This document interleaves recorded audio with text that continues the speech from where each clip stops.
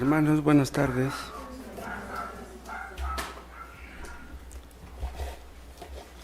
Vamos a empezar a estudiar estos versículos de Efesios 4. Ustedes han escuchado que en la mayoría de sus epístolas el apóstol Pablo nos habla primero de doctrina y después nos habla de cómo poner en práctica esa doctrina.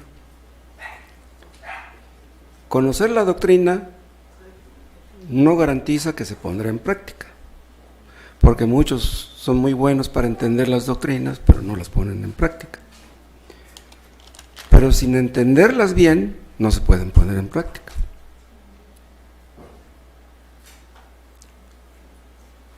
Dios se dirige a nuestra mente.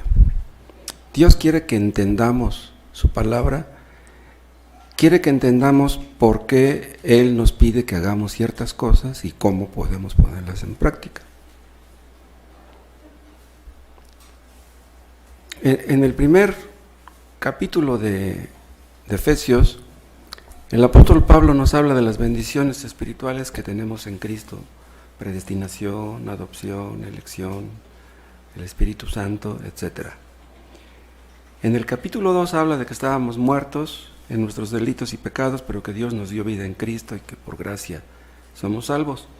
En el capítulo 3 habla de que de dos cuerpos, del cuerpo de los judíos y de los gentiles, hizo un solo cuerpo. Y en vista de tantos privilegios y bendiciones que tenemos en Cristo, a partir del capítulo 4 nos dice: yo pues, preso en el Señor, os ruego que andéis como es digno de la vocación con que fuisteis llamados. Esto se dirige a los creyentes de Éfeso. Si tienen estas bendiciones, anden como es digno, como corresponde a los creyentes que se supone que ustedes son.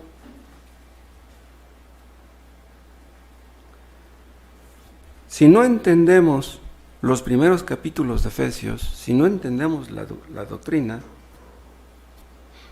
no podremos poner en práctica estas cosas. Yo les dije hace ratito que Dios se dirige primeramente a la mente.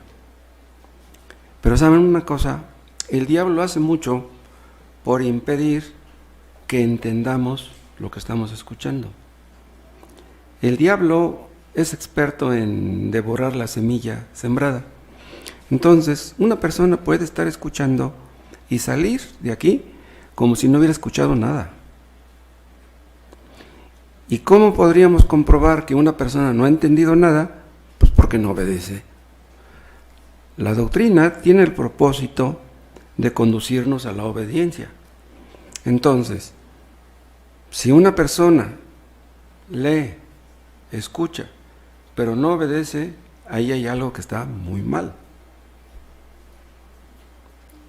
Dios atrapa nuestra mente con el propósito de que nuestras emociones sean afectadas. Si ustedes están leyendo la palabra y de repente entienden algo y se ponen a llorar, ahí hay buena seña, eso es buena seña. Quiere decir que te está importando lo que estás leyendo, al punto de que estás llorando. No cualquier persona llora al estar leyendo.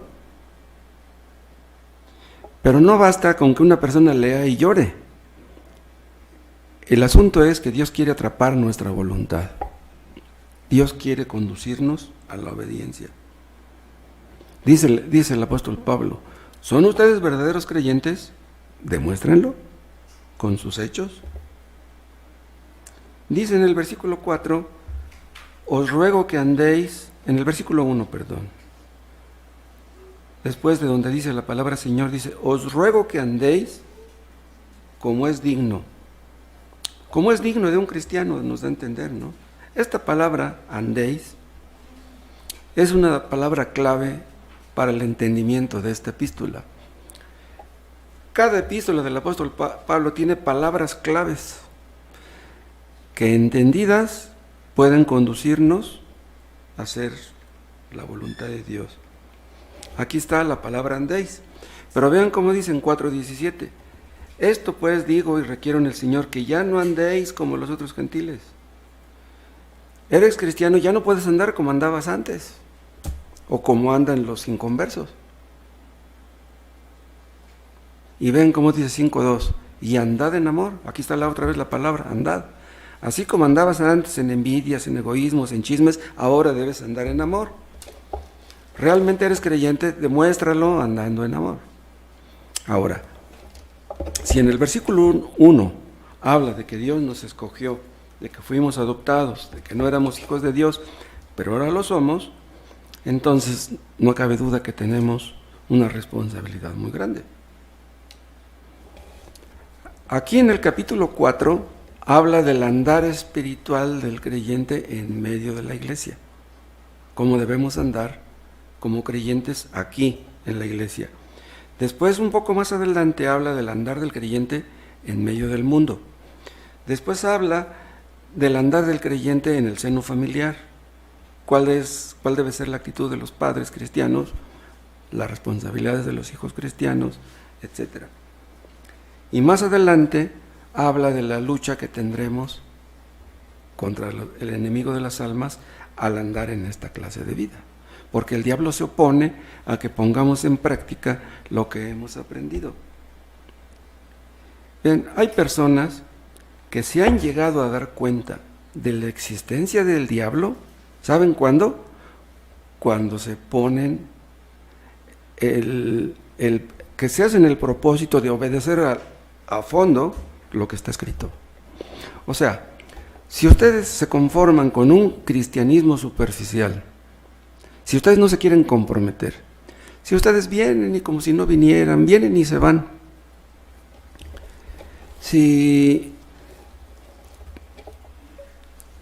persisten en esa actitud, si no quieren servir a Dios, si no quieren hacer su voluntad verdaderamente, no estarán seguros de la oposición del diablo. Pero cuando un cristiano quiere hacer la voluntad de Dios a como dé lugar, es cuando el diablo dice, no, aguas con ese. Yo me encargo de que ese no haga la voluntad de Dios. Voy a usar material del hermano Sugel Michelén, ¿sí? Así que si un día él sabe, ustedes le dicen, a ver si no me demanda por... ¿Sí? En estos versículos que leyó el hermano Enrique, hay otras palabras claves. Una de ellas es la palabra unidad, que está en el versículo 3, solícitos en guardar la unidad del Espíritu. Y hay otra palabra clave en el versículo 15, que habla del crecimiento, sino que siguiendo la verdad en amor crezcamos, dice. Y al final del versículo 16, se menciona otra vez esta palabra, dice, recibe su crecimiento, habla de la iglesia, para ir edificándose en amor. Entonces, teniendo en cuenta esto, podemos darnos cuenta más o menos de cuál es el mensaje central, lo que Dios quiere comunicarnos en estos versículos. El apóstol Pablo escribe esta epístola porque estaba preocupado por el crecimiento espiritual de los efesios. Si ustedes tienen un hijo, un niño pequeñito, yo no sé cuánto, un niño de 3 años, yo no sé cuántos centímetros crezca en un año. ¿Alguien sabe? Supongamos que en un año creciera 3 centímetros. Pero si en un año el niño crece 5 milímetros, ustedes se van a preocupar. El doctor también. Ah, caray, pues su hijo va a ser enano. A nosotros nos preocupa, o debe preocuparnos, el crecimiento espiritual de los creyentes. Pero no solamente eso, nos preocupamos porque estemos unidos, debemos estar unidos. Si no estamos unidos, no creceremos. Y si no crecemos, no estaremos unidos. Habrá discrepancias, divisiones, resentimientos, pleitos, hasta incluso pleitos. Entonces, estaríamos en peligro de dividirnos. Una iglesia dividida está en graves problemas. Pero Satanás y sus demonios quieren destruir a la iglesia, quieren impedir su unidad, quieren impedir su crecimiento. Y si nosotros no estamos unidos, no podremos enfrentar al enemigo. Si ustedes no oran por mí y yo no oro por ustedes y ustedes no oran por los hermanos, tendremos problemas. Si no estamos unidos, hermanos, no podremos ser útiles a nuestros semejantes. El diablo se va a reír de nosotros. Entonces, somos responsables de promover la unidad, de fomentarla y de hacer a un lado cualquier cosa que pueda estorbar nuestra unidad. Pero hermanos, vivimos en un mundo dividido. El mundo ha establecido barreras que los dividen, barreras raciales, barreras socioeconómicas, barreras de diferentes tipos, barreras emocionales, diríamos. Y esas barreras hacen que entre los hombres haya odios, rencores, pleitos, hasta crímenes, hasta guerras incluso. Si vienen personas nuevas a esta iglesia, pero no estamos de acuerdo, si estamos divididos, si unos decimos una cosa y otros decimos otra, si no tenemos un objetivo común, si no estamos unánimes en nuestros propósitos espirituales, entonces no vamos a lograr nada. Y la gente pues va a ver esas divisiones y se van a ir. Esta unidad espiritual debe ser vista por los que vienen. Deben ver que nos amamos, que nos apreciamos, que se sientan atraídos por eso. Antes de que fuéramos convertidos, éramos enemigos de Dios. Los que no se llevan bien con Dios, no se pueden llevar bien con nadie. Entonces, para podernos llevar bien entre nosotros y para podernos llevar bien con los que nos rodean, es necesario que tengamos una correcta relación con Dios, que conozcamos sus demandas y que las pongamos por obra. Pero ya cuando llegamos a ser convertidos, fuimos reconciliados con Dios. Entonces, en principio, este problema ya está solucionado. Ya tenemos las bases para llevarnos bien con los demás. Pero eso no es algo automático. Es algo por lo que debemos esforzarnos, por lo que debemos luchar. Si Cristo nos compró con su sangre, si somos creyentes verdaderamente, debemos mostrar esta unidad en la práctica. Porque, hermanos, si no nos llevamos bien con nuestros hermanos, entonces ¿con quién? Dice el apóstol Pablo que esta unidad espiritual debe ser preservada. Dice 4:2, con toda humildad y mansedumbre, soportándoos con paciencia los unos a los otros en amor, solícitos en guardar la unidad del Espíritu en el vínculo de la paz, en guardar, en proteger, en cuidar la unidad del Espíritu en el vínculo de la paz. O sea, se supone que esa unidad ya está de hecho entre nosotros. No es algo que nosotros vamos a producir, es algo que el Espíritu Santo produjo. Dice, la unidad del Espíritu es algo que el Espíritu Santo ha hecho. Además, compartimos realidades espirituales y eternas, es lo que dice el versículo 4 al 6. Vean, un cuerpo, o sea, los creyentes compartimos un cuerpo, un espíritu, como también fuisteis llamados en una misma esperanza de vuestra vocación, un Señor, una fe, un bautismo, un Dios y Padre de todos, el cual es sobre todos y por todos y en todos. Todo esto es nuestro, como iglesia de Cristo que somos. Vamos a ver brevemente cada uno de estos puntos. Primero dice en el versículo 4 que somos un cuerpo. Un cuerpo tiene muchos miembros, aquí hay muchos miembros. En el cuerpo hay muchos miembros, pero nada más hay una cabeza. ¿Cuál es la cabeza de estos miembros, de este cuerpo que es la iglesia? Es Cristo. Esto es algo que Cristo logró con su muerte en la cruz.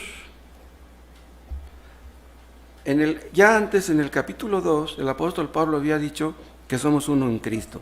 Somos una sola nación espiritual, somos una sola familia espiritual, somos un solo templo espiritual. Eso está en los capítulos 2 y 3. Y para eso nosotros no hicimos nada, eso a nosotros no nos costó nada. Entonces, lo que Cristo ya logró, lo que el Espíritu Santo ya hizo, nosotros tenemos la responsabilidad de preservarlo, de cuidarlo, de protegerlo.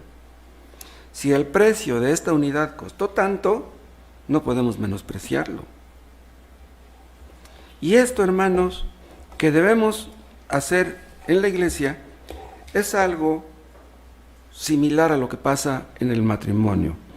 Hay una parte, acuérdense ustedes, donde Dios dice que en el matrimonio ya no son dos, ya es uno, dos se convierten en uno. El padre, el hombre dejará a su padre y a su madre y se unirá a su mujer, dice, de manera que ya no son dos, sino uno.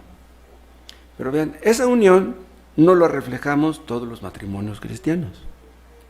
Debiéramos, pero desgraciadamente en muchos casos no es así. Las bases están puestas, porque si somos cristianos, debemos llevarnos bien con nuestra pareja. Si no podemos llevarnos bien con nuestra pareja, pues entonces ¿con quién?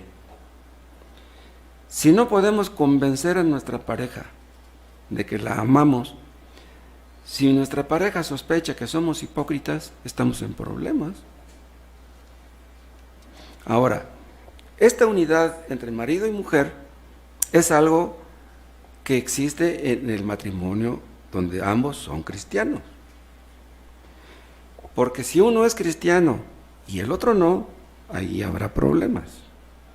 Si siendo ambos cristianos hay problemas, imagínense donde nada más uno lo es, habrá más problemas. Ahora, tenemos en principio las bases para tener esa unidad. Los inconversos no las tienen. Nosotros como cristianos tenemos diferencias con nuestra pareja. A veces fricciones, a veces tal vez salgan chispas, ¿sí? ¿Por qué? Por el egoísmo que hay en nosotros. Porque pues aunque seamos cristianos hay algo de egoísmo. Pero en las parejas entre inconversos el egoísmo es puro egoísmo. No, hombre, hay pleitos horribles. Entonces, un matrimonio donde ambos son cristianos tienen las bases para vivir como Dios lo demanda. Los inconversos no pueden. Yo les he dicho, en un matrimonio entre inconversos es imposible que se puedan llevar bien.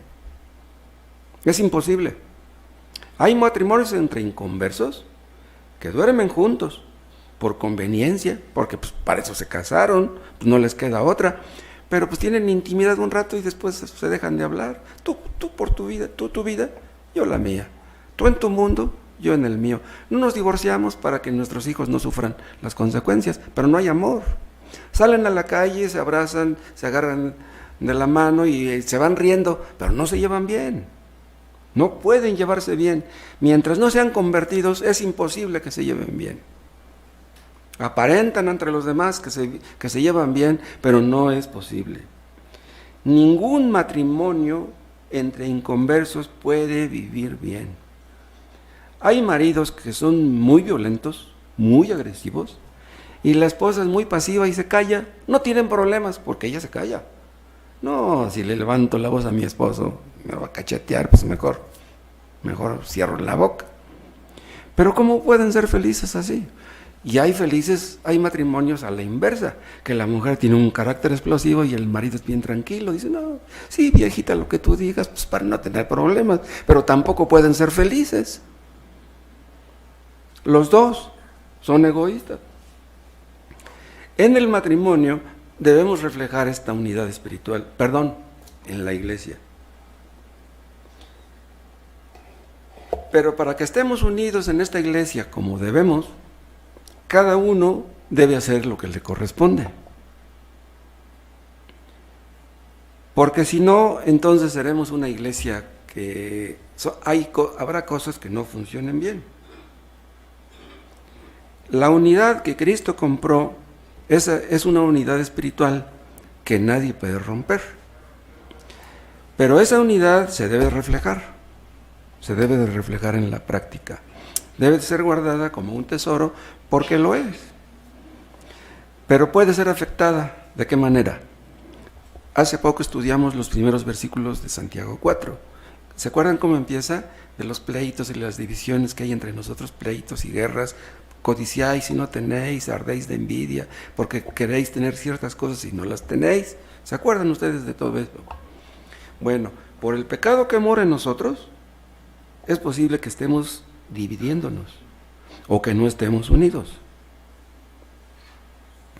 ¿Qué es lo que tenemos que hacer para preservar esta unidad espiritual? En el versículo 2 el apóstol menciona 3 cosas.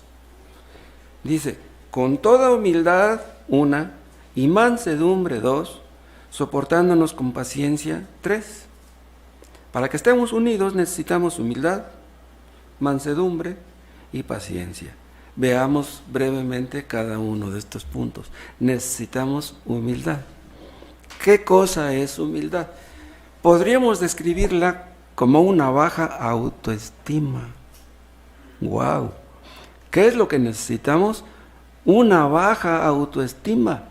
Díganle ustedes esto a un psicólogo, va a decir, ¿están locos? Los psicólogos dicen que lo que tú necesitas para ser feliz es elevar tu autoestima. Dios dice lo contrario.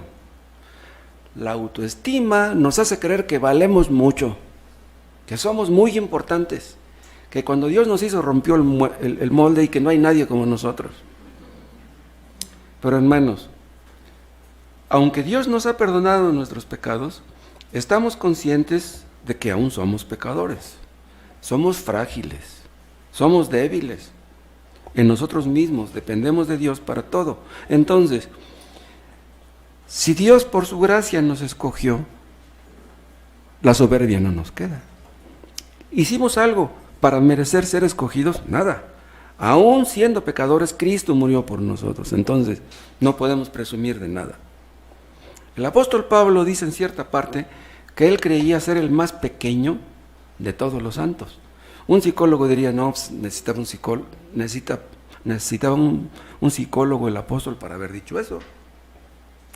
Pero ¿por qué dijo Pablo que él creía ser el más pequeño de todos los santos?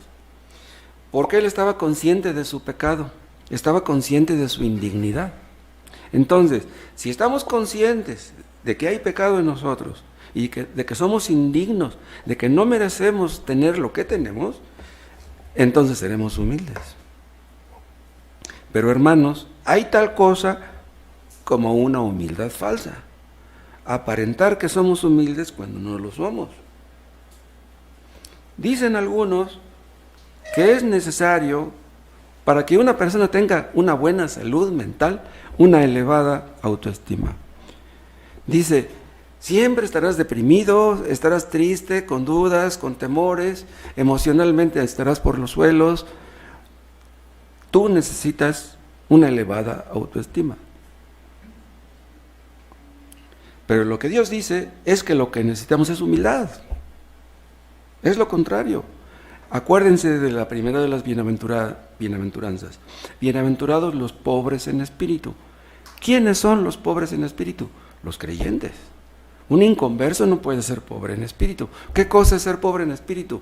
Reconocer que nada somos, que no podemos presumir, que nada hay en nosotros que nos recomiende delante de Dios. Un hombre que es pobre en espíritu no es una persona que tenga un espíritu pobre. No es lo mismo ser pobre en espíritu que tener un espíritu pobre. Son dos cosas muy diferentes. Ser pobres en espíritu no es ser acomplejados, no es ser tímidos. Ser acomplejados o ser tímidos, eso no es bueno. El cristianismo enseña que los hombres no valen nada. ¿El cristianismo enseña eso? No. El cristianismo no enseña eso. La Biblia dice, hermanos, que el hombre fue creado a la imagen de Dios. Ustedes ven a un drogadicto inhalando cemento. Ese hombre lleva la imagen de Dios. Ese hombre vale mucho. No debemos menospreciar a ninguna persona. Si el hombre fue creado a la imagen de Dios, el hombre es una criatura valiosa. De esta doctrina de la imagen de Dios se desprenden muchas cosas interesantes. Por ejemplo, nos enseña que el hombre no es un animal racional, como dicen algunos. Esa idea de que el hombre es un animal racional viene de Darwin y de todos los que creen en lo que Darwin enseñó. Nosotros creemos, la Biblia enseña, que un hombre vale más que un perro y que un gato. ¿Sí? ¿Por qué? Porque los perros y los gatos no llevan la imagen de Dios, pero los hombres sí. Cristo no vino a morir en la cruz por perros y por gatos. ¿Sí? Cristo vino a morir en la cruz por hombres. Pero, aún llevando la imagen de Dios, está escrito que seguimos siendo pecadores. Y que una persona que está sin Cristo, que no cree en Cristo, está muerto en sentido espiritual. Una persona que está muerta en sentido espiritual, ¿qué merece? No merece nada. Lo que un inconverso merece de Dios es su enojo, es su ira. Si tú no has creído en Cristo, si tú no obedeces a Cristo, tú mereces el odio de Dios. ¡Wow! Díganle esto a un inconverso, va a decir, ¿cómo? La Biblia enseña que por nosotros mismos no podemos cambiar, no podemos mejorar. Muchos piensan que con la experiencia, con la cultura, con los buenos consejos, el hombre va mejorando. Eso es falso. Es más bien al revés. El hombre sin Cristo, conforme va pasando el tiempo, va empeorando. Sin la ayuda de Dios, el hombre está perdido. Ser pobres en espíritu es reconocer eso. Si tú no tienes a Cristo y reconoces que estás perdido porque lo has ofendido, estás en buen camino. Una persona que reconoce que ha ofendido a un Dios santo, se humillará delante de él y pedirá misericordia. Eso es ser pobre en espíritu. Esa persona recibirá misericordia. Si tú crees que vales mucho, ¿por qué te vas a humillar a pedir misericordia? Y si no la pides, pues ¿cómo la vas a recibir? Hermanos, ¿qué podemos reclamarle a Dios? ¿Qué podemos exigirle? Entonces vean ustedes cuál es la esencia de la verdadera humildad. Y si no tenemos esta clase de humildad, no podemos estar unidos verdaderamente en esta iglesia. ¿Saben ustedes de dónde vienen los problemas internacionales, nacionales, estatales, familiares? Del egoísmo, de la soberbia, del orgullo, del pecado en general. El orgullo hace que surjan los problemas. El orgullo hace que impide que se solucionen esos problemas. Un hombre orgulloso dice, hablaron mal de mí, yo no lo puedo soportar. En esta iglesia no me valoran, en esta iglesia no me aprecian, mejor me voy a otra. Porque crees que vales mucho, llegarás a esa conclusión. Hermanos, más de alguno va a hablar mal de nosotros. Nos duele eso. ¿A quién le gusta que hablen mal de uno? Pero hermanos, si alguno llega a hablar mal de nosotros, que no se nos olvide de dónde fuimos sacados y qué es lo que merecemos. Aunque los demás nos traten mal, merecemos el infierno, lo merecemos todos. Entonces, si hablan mal de mí y me dicen que ando mal, pues a lo mejor ando peor de lo que ellos piensan. ¿Qué tenemos que estarnos enojando con los demás? ¿Por qué hablan mal de nosotros? Ay, es que no me tratan como yo creo que deberían de tratarme. Si somos humildes, hermanos, tenemos que reconocer que Dios nos ha tenido mucha paciencia. Si somos humildes, hermanos, no nos vamos a enojar por lo que nos hagan a nosotros. Nos vamos a enojar por lo que le hagan a Dios. Querremos defender su gloria, su honor, su reputación, no la nuestra. Si alguien habla mal de mí y miente, me calumnia, etc., a mí debiera dolerme la situación de esa persona. Porque si me da coraje y quiero defenderme, ya me metí en problemas. Imagínense, hermanos, que en esta iglesia todos fuéramos humildes. ¿Saben qué sería eso? Algo parecido a la antesala del cielo. Porque en el cielo pues todos seremos humildes. Pero en segundo lugar, el apóstol Pablo habla de mansedumbre, y la mansedumbre se deriva precisamente de la humildad. La primera bienaventuranza dice, bienaventurados los pobres en espíritu. La segunda dice, bienaventurados los mansos. Pero ¿qué cosa es mansedumbre? Muchos la confunden con debilidad de carácter. Gente que es muy insegura, personas que no se deciden por hacer algo, que tienen planes, pero están titubeando y son temerosos, cobardes, algo así. Pero ¿qué cosa es mansedumbre? Es poder bajo control. O sea, el hombre manso tiene poder, pero lo tiene bajo control. Un cristiano que es manso aprende a controlar su carácter, porque ve los intereses ajenos como superiores a los de él mismo. Dicen algunos que son enojones, que tienen el carácter muy fuerte, pero la verdad es al revés. Los enojones tienen un carácter muy débil.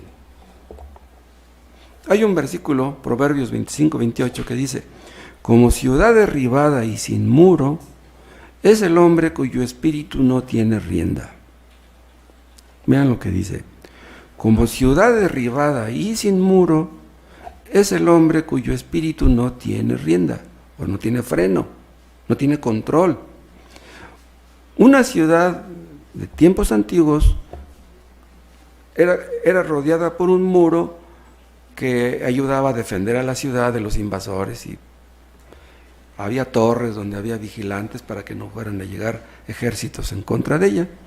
Entonces un hombre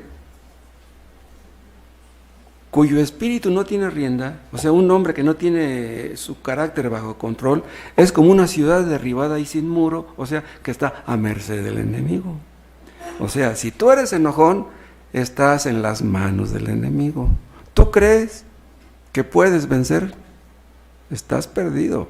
Hay personas que explotan fácilmente, que son de mecha corta, que se enojan por cualquier cosa. Pero el manso razona, reflexiona y dice: ahorita estoy enojado. Si contesto estando enojado, voy a decir cosas que ofenden, mejor cierro la boca. Dios mío, no me dejes hablar ahorita que estoy molesto. Ya mejor al rato más tranquilito, a ver qué digo, pero ahorita mejor me callo. ¿Pero por qué reacciona de esta manera el manso? Porque busca la gloria de Dios. Hay personas que tienen muchos problemas con todo el mundo, porque son egoístas, porque quieren hacer las cosas a su manera, porque quieren salirse con la suya. Se enojan con cualquiera que interfiere en sus planes. Pero son personas que quieren hacer su propia voluntad y no les importa la voluntad de Dios ni tampoco los demás. Hay ciertas cosas, hermanos, en las cuales no debiéramos transigir. Por ejemplo, en el asunto de las doctrinas de la gracia. Las doctrinas de la gracia son el corazón de la Biblia, el corazón del Evangelio. Podemos transigir en cuanto al rapto, en cuanto al milenio y en cuanto a eclesiología, en algunos ciertos puntos, no ser tan incisivos. Pero en cuanto a la salvación por la fe, la salvación por la gracia, no podemos transigir nada. Debemos ser firmes en defender lo que creemos, pero con mansedumbre, con paciencia. Debemos escuchar las opiniones ajenas con respeto. Ya después, si vemos que están equivocados, debemos defender nuestros puntos con firmeza, pero con respeto. Y necesitamos también, vean, paciencia, soportándonos con paciencia los unos a los otros. Esta paciencia es una capacidad de ser heridos, lastimados, sin quejarnos.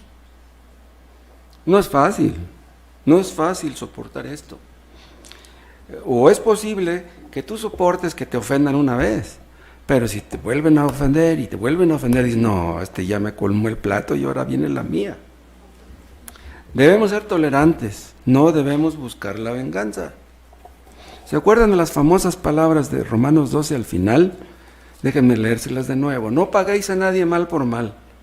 Procurad lo bueno delante de todos los hombres. Si es posible, en cuanto dependa de vosotros, estad en paz con todos los hombres, no solamente con los creyentes, sino con los inconversos también. No os venguéis vosotros mismos, amados míos, sino dejad lugar a la ira de Dios, porque escrito está: mía es la venganza, yo pagaré, dice el Señor. Un cristiano nunca debe ser vengativo. Así que, si tu enemigo tuviere hambre, dale de comer. Si tuviere sed, dale de beber. Pues haciendo esto, ascuas de fuego amontonarás sobre su cabeza. No seas vencido de lo malo, sino vence con el bien el mal. Hermanos, el mal no se vence con el mal. Nunca. Es imposible. Si el mal no puede ser vencido con el bien, no puede ser vencido con nada.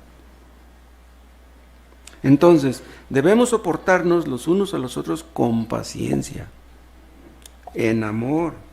Además dice el apóstol Pedro que el amor cubrirá multitud de pecados. ¿Cómo es que nuestro amor cubre los pecados de los demás? ¿Saben cómo? Los tapamos con nuestro amor para no verlos. Sí, ahí está el pecado de nuestro ser querido, pero lo cubrimos para no verlo. O sea, nos hacemos de la vista gorda. Esto no habla de pecados abiertos y declarados, pecados que puedan afectar la unidad de la iglesia. No, en este caso el pecador tiene que ser disciplinado. No, yo me refiero a ofensas menores. A veces hacemos una tempestad en un vaso de agua, por cualquier cosita. Es que tu corbata no me gusta, y bueno, ¿y a ti qué te importa? Yo la compré con mi dinero, ya se armó el problema. Eso no quiere decir que seamos cómplices de pecados ajenos. Estamos hablando de pecados menores, si es que hay tal cosa como pecados menores. El amor verdadero, hermanos, debe de conducirnos a sacrificarnos por nuestros hermanos. Yo te voy a amar aunque tú no me ames. Yo te voy a hablar aunque tú no quieras hablarme. Yo voy a ser bueno contigo, me hagas lo que me hagas, sin esperar nada a cambio. Yo te voy a amar porque Dios me pide que te ame. Me dirijo a los hermanos que tienen parejas inconversas o a las mujeres cristianas que tienen maridos inconversos. Amen a sus parejas sin esperar su conversión. Oren por su conversión, pero que esa conversión no sea simplemente porque, como yo te amo, tienes que ser convertida. No, tú no puedes obligar a tu pareja a ser convertida. Tu obligación es amarla, y la conversión de tu pareja déjala en las manos de Dios. Y los que hagan esto harán lo que dice a continuación. Vean el versículo 3. Solícitos en guardar la unidad del Espíritu en el vínculo de la paz. ¿Qué quiere decir la palabra solícitos? O sea, hacer todo lo que esté de nuestra parte. Debemos ser esforzados en este punto, en guardar la unidad del Espíritu en el vínculo de la paz. El diablo, hermanos, hace mucho por dividirnos. Bueno, pues si hace mucho por dividirnos, nosotros debiéramos hacer más por estar unidos. Tenemos que decir también que un cristiano no puede buscar deliberadamente dividir a la iglesia. Por ejemplo, un cristiano no va a decir, me voy a poner en las manos del diablo para dividir esta iglesia. No. Pero es posible, hermanos, que un cristiano esté siendo usado por el diablo para dividir la iglesia y no se dé cuenta. Cuando Pedro le dijo a Cristo, no, Señor, que esto no te acontezca, es que dijo, me van a agarrar y los escribas y los fariseos, los sacerdotes me van a agarrar y me van a matar. Y dice Pedro, no, Señor, no te acontezca esto. ¿Por qué dijo eso? Pues porque amaba a Cristo. Pero ¿qué le contestó Cristo? Quítate de delante de mí, Satanás.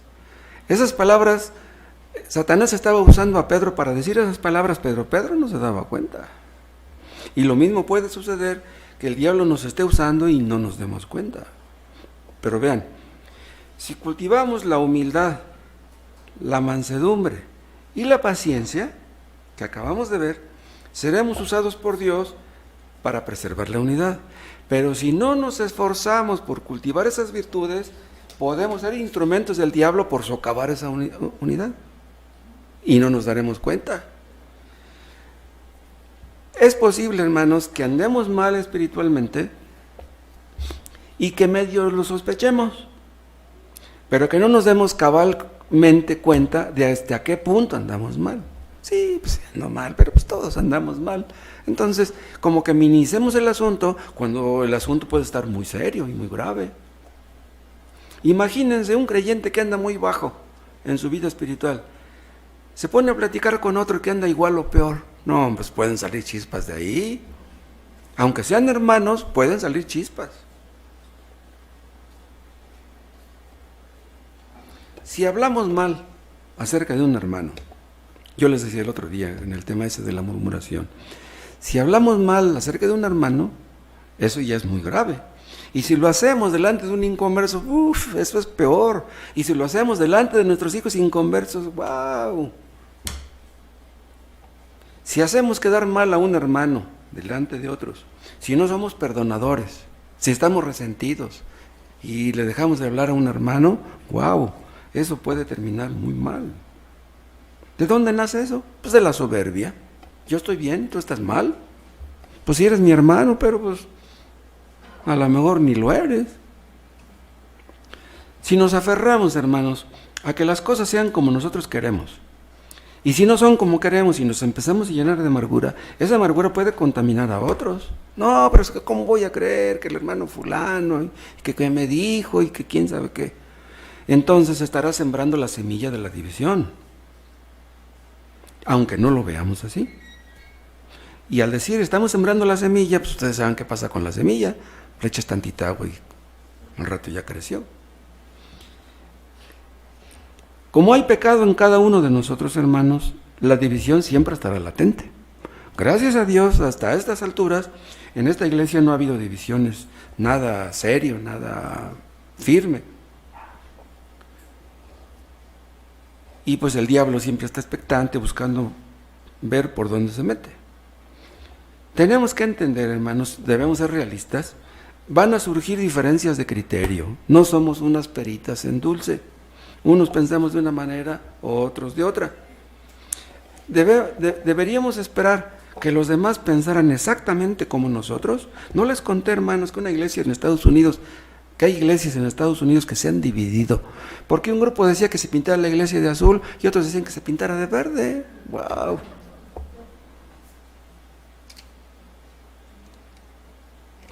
Si hay diferencias en cuanto a nuestra forma de pensar, la Biblia nos enseña cómo debemos enfrentar esas diferencias.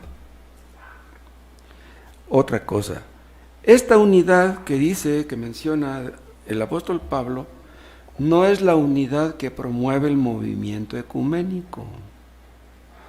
El movimiento ecuménico promueve una unidad universal. La palabra oikumene habla de algo que es universal. O sea, el movimiento ecuménico busca que todas las iglesias, todas las religiones se conviertan en una. Que todas las iglesias que dicen ser cristianas se conviertan en una. No, pues somos todos hijos del mismo Dios, somos hijos del mismo Padre, porque tú tienes un nombre y nosotros tenemos otra. Entonces, todos debemos estar unidos, pero eso no es bíblico. Eso se oirá tal vez simpático o bonito, pero no es bíblico. Vean, los ecuménicos, para empezar, no creen en lo que dicen las Escrituras. Cristo nunca fue ecuménico. Cristo nunca se unió con los fariseos, con los escribas, con los saduceos. No.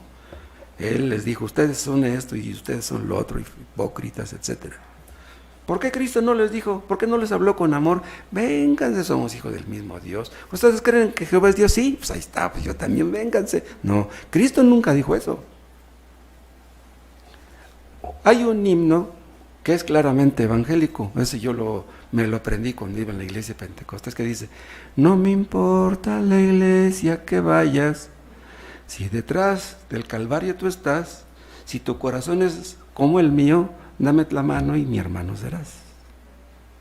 Vean cómo dice, no me importa la iglesia que vayas, si detrás del Calvario tú estás, si tu corazón es como el mío, dame la mano y mi hermano serás. Ese himno es ecuménico, ese himno es contrario a las Escrituras. Si tu corazón es como el mío, eso es ello bonito. Ese himno no está en nuestros himnarios. Si tu corazón es igual de cochambroso como el mío, ¿no? Dicen los ecuménicos que lo importante es el amor. No importa lo que tú creas, lo que importa es que debemos amarnos. Pero eso es falso. ¿Saben ustedes, hermanos, que muchos en el pasado murieron por defender las doctrinas bíblicas? Los ecuménicos dicen, no, las doctrinas dividen, el amor une, entonces vamos a enfatizar el amor y olvídate de las doctrinas. No, el apóstol Pablo nunca habló de esa manera. Dicen algunos, no importa lo que tú creas, lo que importa es que tú seas sincero. Eso es falso, eso es antibíblico. La unidad de la que Pablo habla es una unidad producida por el Espíritu Santo. Es una unidad espiritual. No es una unidad externa, carnal, con motivos de que vamos a hacer un convivio y que vamos a invitar al grupo fulano y que vamos a tener un encuentro, quién sabe qué. No habla de esa clase de unidad, esa no es unidad espiritual. La unidad por la que aboga el apóstol no debe conducirnos a unirnos con los que niegan la verdad. No podemos estar unidos con los testigos de Jehová, ni con los católicos tampoco. Si los católicos, si los evangélicos salen a evangelizar supuestamente, que salgan, no podemos salir con ellos. No creemos lo mismo que ellos. Debemos ser amables con todos, debemos ser respetuosos, pero debemos decirles qué es lo que creemos. Si una persona dice ser cristiana, pero enseña herejías, doctrinas falsas, esa persona no es nuestra hermana. Tal vez sí oiga feo decirlo, pero no es nuestra hermana. Yo no puedo decirle hermano a un testigo de Jehová. No, pero es que yo también tengo la Biblia. Pues sí, la tienes, pero no crees lo que la Biblia dice. La unidad del Espíritu es una unidad interna, orgánica, viva. Es una unidad espiritual. Dice el 4. Un cuerpo y un espíritu, como fuisteis también llamados en una misma esperanza de vuestra vocación, un Señor, una fe, un bautismo, un Dios y Padre de todos, el cual es sobre todos y por todos y en todos, etc. Esta unidad se basa en realidades espirituales, ¿sí? Pero ¿en qué consiste exactamente esta unidad? Bien, hermanos, en esta iglesia somos muy diferentes unos de otros.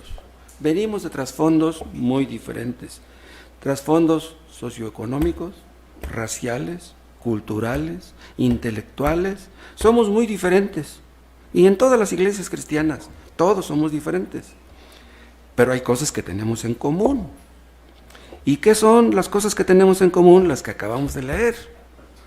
Entonces, si tenemos en común estas cosas, las cosas que nos diferencian o nos distinguen, olvídense de ellas. Estas 7 cosas que menciona, un cuerpo, un espíritu, un Señor, una fe, un bautismo, son cosas que nos unen, son cosas espirituales. Hermanos, en el cielo nadie será visto como rico o pobre. Aquí en este mundo hay cristianos ricos, hay cristianos pobres, pero en el cielo nadie será visto como un cristiano rico, nadie será visto como un cristiano pobre. En el cielo nadie será negro o blanco, nadie será gringo o mexicano. En el cielo todos vamos a hablar un mismo idioma. En el cielo todos vamos a ser una sola familia. Si aquí hay divisiones, en el cielo no habrá ninguna.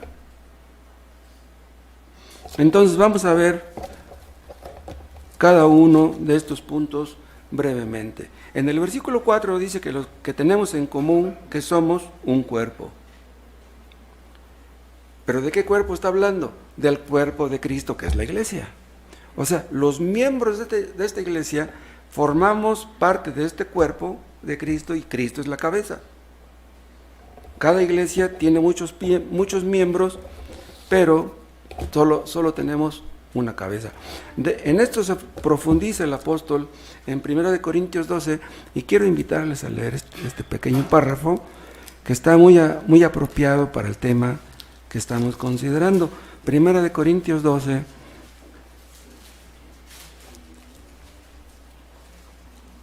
vean 12:12. Porque así como el cuerpo es uno y tiene muchos miembros, pero todos los miembros del cuerpo, siendo muchos, son un solo cuerpo, así también Cristo. Porque por un solo espíritu fuimos todos bautizados en un cuerpo, sean judíos o griegos, sean esclavos o libres, y a todos se nos dio a beber de un mismo espíritu. Además, el cuerpo no es un solo miembro, sino muchos. Si dijera el pie, porque no soy mano, no soy del cuerpo, ¿por eso no será del cuerpo? Y si dijera la oreja, porque no soy ojo, no soy del cuerpo, ¿por eso no será del cuerpo? Si todo el cuerpo fuese ojo, ¿dónde estaría el oído? Si todo fuese oído, ¿dónde estaría el olfato? Mas ahora Dios ha colocado los miembros, cada uno de ellos, en el cuerpo como Él quiso. Porque si todos fueran un solo miembro, ¿dónde estaría el cuerpo? Pero ahora son muchos los miembros, pero el cuerpo es uno solo. Ni el ojo puede decirle a la mano, no te necesito, ni tampoco la cabeza a los pies, no tengo necesidad de vosotros. Antes bien, los miembros del cuerpo que parecen más débiles son los más necesarios, y aquellos del cuerpo que nos parecen menos dignos, a estos vestimos más dignamente, y los que nosotros son menos decorosos se tratan con más decoro. Vean, está hablando de lo mismo que les estoy mencionando. Nos necesitamos unos a otros. Somos miembros de un mismo cuerpo. Un cuerpo debe interesarse en el otro. Dependemos unos de otros. Vean, todos dependemos de Cristo, pero en un sentido todos dependemos de los demás. Si un hermano sufre, otro debiera sufrir. Si un hermano le va bien a otros, los demás debieran gozarse. Llorad con los que lloran. Gozaos con los que se gozan. Todos como miembros de un mismo cuerpo. Hay algunas personas que creen que el bautismo en el Espíritu Santo es una experiencia posterior a la conversión. O sea, piensan, tú ya te convertiste, ya eres cristiano, ok, pero te hace falta algo. Ser bautizado con el Espíritu Santo, vean, eso es falso. Cuando una persona es convertida, es bautizada en el Espíritu Santo. Y estos versículos que acabamos de leer lo comprueban. Ahora, no es lo mismo ser bautizados con el Espíritu Santo que ser llenos con el Espíritu Santo. Ser llenos con el Espíritu Santo los necesitamos todos. Pero cuando una persona es convertida, ya es bautizada en el Espíritu Santo, o con el Espíritu Santo, que es lo mismo. Es lo que dice aquí, vean, en Efesios 4.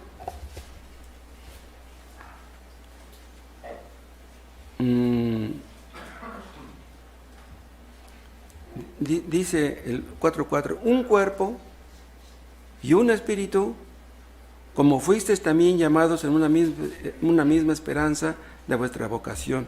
Fuimos sumergidos en este cuerpo. Hay otra parte donde habla de que los creyentes somos bautizados en Cristo, ¿se acuerdan? Bautizados en Cristo quiere decir sumergidos en Cristo. El día de Pentecostés, el Espíritu Santo descendió sobre la iglesia, sobre los creyentes, y todos los que estaban ahí fueron bautizados con el Espíritu Santo. Eso no es algo que se tenga que estar repitiendo en todas las iglesias. Es algo que se hizo una única vez. Es algo representativo, algo típico. Todos los creyentes pasan a formar parte de la iglesia, todos son bautizados con el Espíritu Santo.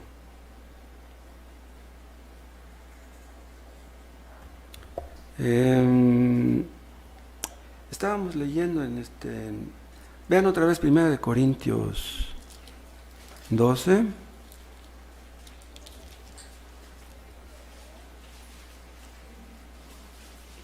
Vean el versículo 13, 1 Corintios 12, 13. Porque por un solo espíritu fuimos todos bautizados en un cuerpo. Vean, es lo que les estoy diciendo. Los creyentes somos, la palabra bautizados quiere decir sumergidos. Fuimos todos bautizados en un cuerpo, y se refiere al cuerpo que es la iglesia. ¿Sí? Entonces, una persona pasa a formar parte del cuerpo de Cristo, escuchen, en el momento de su conversión, no en el momento de su bautismo. En el momento de su bautismo pasa a formar parte de la iglesia, ¿entienden? Pero es una persona que ya fue convertida. No se bautiza para que sea convertida, sino porque ya lo fue. Esto lo hemos dicho muchas veces, pero tal vez no sea en vano decirlo de nuevo.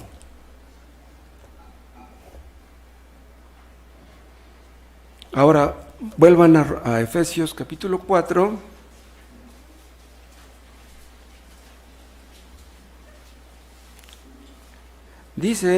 Primero dice un cuerpo, no 4, pero luego dice un espíritu, está con mayúsculas, se refiere al Espíritu Santo. Todos los creyentes participamos de un mismo espíritu. Si ustedes son creyentes verdaderos, es porque el Espíritu obró en ustedes. O sea, para que una persona sea convertida, sea nacida de nuevo, el Espíritu Santo tiene que intervenir, tiene que obrar en esa persona. Bueno, pues ese mismo Espíritu que obró en mi hermano, obró en mí. Ese mismo Espíritu que guía a mi hermano, me guía a mí. No son muchos espíritus, es uno solo. O sea, que hay muchos Espíritus Santos, no, nada más hay uno. Ahora, si tenemos una diferencia entre nosotros, si somos hermanos, si tenemos el mismo espíritu, meditar en este hecho debe de ayudarnos. En otras palabras, cualquier diferencia, cualquier problema que pudiera amenazar a esta iglesia, debiera ser enfrentada y vencida pensando en esto. Somos hermanos, el Espíritu Santo está en nosotros, no podemos estarnos peleando. Además, agrega el apóstol Pablo que todos participamos de un mismo llamamiento. Un cuerpo y un espíritu, como también fuisteis llamados. Vean, este es el llamamiento eficaz. ¿Sí? Todos hemos sido llamados y tenemos todo el paquete, ¿se acuerdan? Los que son llamados son predestinados y por fin serán glorificados. Entonces, como hemos sido llamados, participamos de los mismos privilegios, todo el paquete es nuestro, todos tenemos el mismo destino eterno, estaremos en el cielo, hermanos. Entonces, si en el cielo nos vamos a llevar bien, debemos empezar aquí. Hermanos, si hay hermanos que piensan diferente a nosotros, tenemos que entender que con esos hermanos vamos a vivir eternamente. Y si creemos verdaderamente en esto, podemos enfrentar cualquier diferencia. Otra cosa, dice el apóstol Pablo en el versículo 5 que todos tenemos un Señor. Ustedes saben quién es ese Señor. Entonces, todos tenemos la obligación de obedecerle. No podemos unos jalar por aquí y otros jalar por allá. Todos tenemos la responsabilidad de obedecer a Cristo. Les voy a decir a ustedes que ustedes deben obedecer a Cristo. ¿Yo no? Todos aquí debemos obedecerle. En realidad, la obediencia es uno de los distintivos principales del cristiano verdadero. ¿Obedeces a Cristo? Eres cristiano. ¿No le obedeces? No lo eres. Otra cosa, todos compartimos la misma fe, es la siguiente palabra, una fe. Pero aquí la palabra fe no habla de algo subjetivo, habla del cuerpo de doctrina, todos creemos lo mismo. No es posible que un creyente crea en la justificación por la fe y otro crea en la justificación por las obras, no es posible. Todos creemos lo mismo, nos apoyamos en las mismas verdades, en las mismas promesas. Además, todos compartimos el mismo bautismo, es lo que dice al final del versículo 5. Acuérdense, en el momento que fuimos bautizados, declaramos que estábamos muertos al pecado. Ya no podemos vivir como antes. Andamos en novedad de vida. Y en esta lucha, hermanos, por andar en una nueva vida, necesitamos el apoyo de nuestros hermanos. Hemos dicho, y se los recuerdo, si alguno de ustedes tiene una lucha con un pecado en particular, hable con algún hermano. Hermano, ¿sabes qué? Mira, yo tengo unas luchas terribles, ora por mí. Que esto quede entre tú y yo. Ora por mí para que Dios me ayude y me fortalezca para vencer en la lucha. No debemos luchar solos. Debemos pedirles a nuestros hermanos que oren por nosotros. Todos necesitamos de Cristo, todos dependemos de Él. Separados de Cristo nada podemos hacer, pero separados de nuestros hermanos tampoco. Además, el diablo que odia a mi hermano, me odia a mí. Quiere derribarlo a él, me quiere derribar a mí. Hermanos, debemos ser leales unos a otros. No vamos a decir lo mismo que Caín. ¿Se acuerdan qué dijo Caín cuando le preguntó a Dios por su hermano? Dice, ¿qué? Yo tengo que estarlo cuidando, pues ya está grandecito. Cuídalo tú, yo que tengo que estarlo cuidando. No podemos hacer eso, hermanos. Y además, dice Pablo que todos tenemos un mismo Dios y Padre, es lo que dice el versículo 6, un Dios y Padre de todos, el cual es sobre todos y por todos. Esta palabra por todos quiere decir a favor de todos o en beneficio de todos y en todos. Hay padres que aman más a un hijo que a otro, pero Dios no hace eso, hermanos. Dios nos ama a todos. Todos tenemos estas 7 realidades, son realidades eternas, que no podemos hacer a un lado. Entonces, toda diferencia socioeconómica, cultural, intelectual, racial, etcétera, es borrada por estas cosas que tenemos en común. Un cristiano rico, vean lo que les voy a decir, un cristiano rico tiene más cosas en común, ¿sí?, con un cristiano pobre que con un inconverso rico. ¿Me explico? Un creyente chino tiene más cosas en común con un creyente mexicano que con un inconverso chino. ¿Sí? Sí, con el inconverso chino pues se entiende muy bien, pues hablan el mismo idioma. Pero entre un cristiano chino y nosotros nos entendemos mejor todavía, porque es un entendimiento espiritual. Somos uno en Cristo. Y esta unidad, vean en qué descansa. Vean el versículo 4. Un cuerpo y un espíritu. Habla del Espíritu Santo. Y luego dice el 5, un Señor. Vean, primero el Espíritu Santo aquí. Luego menciona al Señor. Y en el 6 menciona al Padre. O sea, ven ustedes que todo esto está escrito en un contexto trinitario. Ven ustedes la importancia de la Trinidad. El Padre, el Hijo y el Espíritu Santo convergiendo en esta misma unidad. Todos interesados en esta unidad. Hermanos, pudiera existir entre nosotros una separación pecaminosa, una división pecaminosa. Es una triste realidad. Pero el Espíritu Santo ha logrado esa unidad. Definitivamente no puede ser quebrantada, ¿sí? Pero vean, podemos atentar en contra de ella y mucho cuidado. Porque si atentamos en contra de esa unidad espiritual, nos meteremos en problemas. En realidad, si hay una persona que dice ser cristiana, que se bautizó en esta iglesia, pero empieza a causar divisiones entre nosotros, o sea que se forma un grupito aquí y acá hay otro grupito, no, que yo soy de este y yo soy de este otro, no, aquellos están equivocados, nosotros tenemos la razón, esa división puede terminar en la expulsión de alguna persona o de muchas personas. Hay iglesias que se dividen tristemente y pues decían que eran 60 jalaron por aquí y 40 jalaron por allá, porque a unos les gustaba más cómo opinaba fulano y otros opinaban como opinaba sutano. Pero esas divisiones son diabólicas.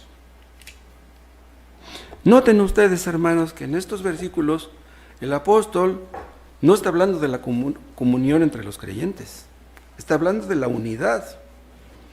Si no tenemos esta unidad, hermanos, no estaremos unidos, no tendremos salud espiritual. Seremos una iglesia de enfermos espirituales. ¿Me explico? Si no estamos unidos, hermanos, no podemos ser útiles a nuestros semejantes. No podemos cumplir con nuestro llamamiento. Ya les dije, Satanás hará todo lo posible por dividirnos. Nos va a empujar, como vimos en Santiago 4, a la mundanalidad, a los pleitos, a las divisiones, a los celos, a los rencores, etc. Seremos egoístas. Un egoísta nada más piensa en sí mismo. Hermanos, un cristiano no puede estar orando por sí mismo. No, siempre en la oración debemos incluir a nuestros hermanos. Si en las mañanas, hermanos, antes de irse a trabajar, no pueden orar por todos los hermanos, porque son bastantes, pues oren por unos cuantos. En la tarde oran por otros poquitos y en la noche por otros poquitos. El asunto es que oremos por todos. El diablo sabe que si no nos esforzamos por cultivar la humildad, la mansedumbre, la paciencia, seremos egoístas, seremos mundanos. Y eso no nos conviene a nadie, hermanos. Vean, en síntesis, veamos algunas aplicaciones prácticas acerca de todo lo dicho. De aquí se desprende que esta unidad debe ser prioritaria para todos nosotros. Debemos orar por esta unidad. Y si hay algo que surja que parezca como que quiere acabar con esta unidad, debemos enfrentar eso, pero así. O sea, no basta orar, ay señoras, que podamos estar unidos, no, tenemos que hacer algo. No debemos dar por sentada esta unidad. Pidámosle a Dios que nos dé más humildad, más paciencia, más mansedumbre. Que Dios nos conceda, hermanos, que en lugar de estar viendo defectos ajenos, veamos las cosas buenas. Ustedes saben la ilustración esa del maestro que le enseña la cartulina blanca a los alumnos y que le pone una manchita, ¿se acuerdan? Agarra la cartulina blanca y le pone una manchita y le dice, a ver, ¿qué es lo que ven aquí? Y dicen todos, una manchita negra. No, dice, lo que ustedes ven es una cartulina blanca. Esta es una cartulina blanca. O sea, ¿por qué tienen que estar viendo esta manchita negra? No, vean la cartulinota. O sea, este hermano tiene un defectito. No veas ese defectito, ve la cartulina blanca. Ve las cualidades que tiene el hermano. Acuérdense que Pablo escribe a los corintios y les dice, hermanos, doy gracias a Dios por ustedes. O sea, son mis hermanos. Y yo doy gracias a Dios porque son mis hermanos. Y ya después empieza a hablarles de sus errores y de sus defectos. Debemos dar gracias a Dios por nuestros hermanos. Y no estar pensando nada más en sus defectos. Y esto, hermano, se aplica a muchos casos, también con nuestra pareja. ¿Sí? Nuestra pareja tiene defectos, pues ¿quién no los tiene? Fíjate en las cualidades que tiene tu pareja. Alábala por sus cualidades. Debemos usar, hermanos, principios bíblicos para solucionar cualquier diferencia entre nosotros, porque van a surgir conflictos. Debemos ser realistas. Debemos pedirle a Dios que nos fortalezca, que nos dé fortaleza en sentido espiritual. Ahora que fui a Zacapuazla, yo les hablé a los hermanos, a los que se bautizaron, acerca de que deben fortalecerse en el Señor. Yo les decía, van a venir luchas. Ustedes, para enfrentar lo que venga, tienen que fortalecerse, porque si no... Pero no solamente oran ellos por ellos, nosotros estamos orando por ellos, para que cuando vengan las luchas, Dios les dé la capacidad para salir adelante. Hermanos, debemos pedir a Dios que nos fortalezca para enfrentar lo que venga. Si Dios nos está mostrando nuestro pecado, y Dios nos está conduciendo a que lo mortifiquemos, tal vez Dios quiera usarnos, hermanos. Tal vez Dios quiera hacer que esta iglesia sea influyente en esa. Que muchos en esta ciudad lleguen a ser salvos. Aquí habemos pocos creyentes. ¿Qué trabajo le cuesta a Dios salvar a 100, a 200, a 1000, a 5000? Él es todopoderoso. Lo pudo hacer el día de Pentecostés, puede hacerlo ahora. Pidámosle a Dios, hermanos, que nos enseñe a reaccionar correctamente, con humildad, cuando nos llaman la atención. O si alguien nos mete en una murmuración o en un chisme, que no reaccionemos violentamente, agresivamente. Pidámosle a Dios, hermanos, que no seamos piedra de tropiezo para nadie, que no por nuestra culpa alguien se vaya a ir de esta iglesia. Si nos dividimos, hermanos, el diablo no va a tener la culpa. No le vamos a echar la culpa a él. La culpa será del pecado que hay en nosotros, por nuestros deseos insatisfechos, por nuestras concupiscencias, por nuestro poco crecimiento, por nuestra falta de humildad y de paciencia. El problema no está afuera, el problema siempre está dentro. Hermanos, si tienen un problema con un hermano, hablen con él. No lo divulguen, hablen con él, soluciónenlo, aclárenlo y se acabó.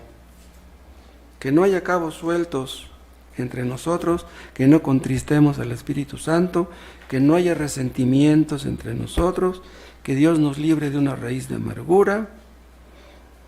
La iglesia de Cristo, hermanos, es la esposa de Cristo. Mucho cuidado en atentar en contra de la iglesia. Que Dios nos conceda estar unidos hasta que Cristo venga. Nosotros o nuestros hijos, si ya no estamos nosotros. Que no se nos olvide, hermanos, lo que costó el que perteneciéramos a este cuerpo. Lo que costó la muerte de Cristo. Ultimadamente, hermanos, todo lo que hagamos para promover la unidad y el bien de nuestros hermanos es para agradar a Dios. Es increíble que Cristo ame a personas como nosotros. Es increíble eso, pero nos ama. ¿Eres creyente en Cristo? Cristo te ama y nunca dejará de amarte. No te va a estar cantando tus errores, no te va a estar cantando tus defectos. ¿Él es así con nosotros? Dios está atento al menor error que cometamos para estarnos dando el coscorrón. Dios no es así. Nosotros no debemos ser así. Gracias, Padre. Gracias por la obra de Cristo en la cruz. Te agradecemos por la paciencia que nos tienes. Ayúdanos a nosotros a ser pacientes. Danos más humildad, más mansedumbre. Oh, que podamos ser como Cristo. Que podamos aprender de Él, de esa humildad y de esa mansedumbre. Que estemos unidos en amor, que no dejemos de orar unos por otros. En el nombre de Cristo te lo pedimos.